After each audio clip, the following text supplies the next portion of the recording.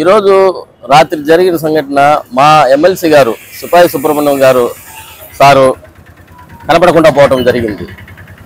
సరే, దాన్ని మేము విచారించే లోపల ఒక వీడియో వచ్చింది సార్ది.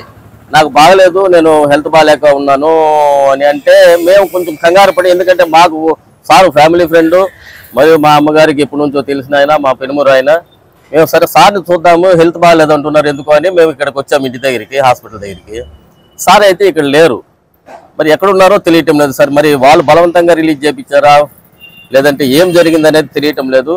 ఖచ్చితంగా ఇది కూటమి ప్రభుత్వం వైఫల్యమే. ఒక్కరిని పెట్టుకొని వాళ్ళు ఇంతమందిని కొనుక్కొని ఈ మాదిరి చేస్తున్నారంటే ఈ అరాచకాలు ఎప్పటికీ సాగవు. ఖచ్చితంగా వాళ్ళు దీనికి ప్రాయశ్చిత్తము అనుభవించాల్సిన రోజులు ఉన్నాయి దగ్గరలో.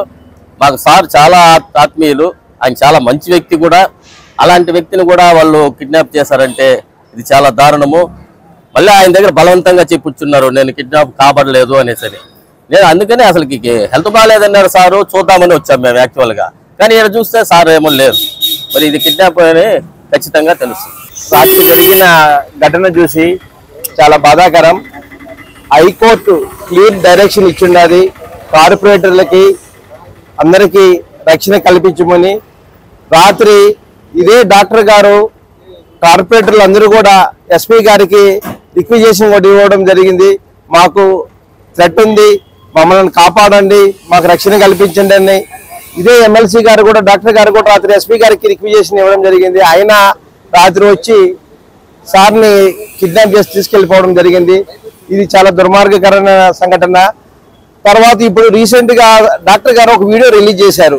అయ్యో మీరెవరు కంగారు పడద్దండి, నేను సేఫ్ గా ఉన్నాను, నాకు ఆరోగ్యరీత్యా బాగలేదని. మాకు డాక్టర్ గారు చాలా మంచి వ్యక్తి, నైస్ పర్సన్.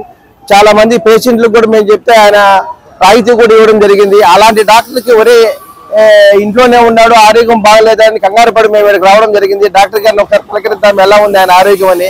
ఇక్కడికి వస్తే ఆయన లేనే లేడు, ఇక్కడ రాత్రి తీసుకెళ్లారని ఇక్కడ చెప్తున్నారు. ఇదే ప్రత్యక్ష సాక్ష్యం. దీన్ని రాష్ట్ర ప్రజలందరూ కూడా గమనించవలసిందిగా కోరుతున్నాం.